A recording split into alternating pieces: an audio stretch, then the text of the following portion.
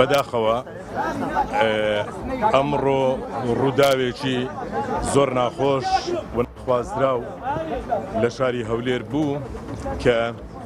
ئەو بابەتە پێشینەیەکی یاسایی هەیە ئەوەی ئەو تاوانەی ئەنجام داوە پێشتر دەستگیر کراوە لەلایەن پۆلیس و بەداخەوە کە ئەو ڕووداوە ڕوویدا ئێمەش ئێستا لێرەین تاوانبار کەسێکی بزر نییە دیارە و بۆیە پێویستە لە زووترین کاتدا خۆی ڕادستی بەردەم یاسا بکە دڵنیاییش بە خەڵکی شاری هەولێر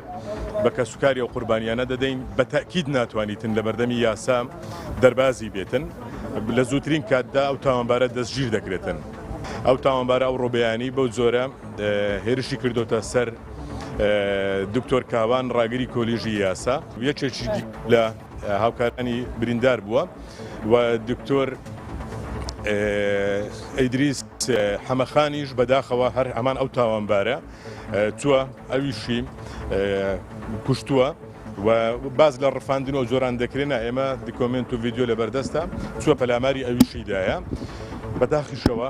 ئەوەش ڕادەگەینین دکتۆر کاوانیش گیانی لەدەستدا. خوای گەورە سێبووری کەسوکاری سێبووری قوتابیەکانی بدە پیاوێکی زۆر گەورەمان لەدەستدا کە کەسێکی ئەکادیمی زۆر باش بوو بەڵام هەر ئەو کاتی کە گەیاندراوەتە نەخۆشخانە 5 گولەی بەبەرکەوتیە ئەوەی تێدا نەما بۆ کە چارەسەر بکرێ و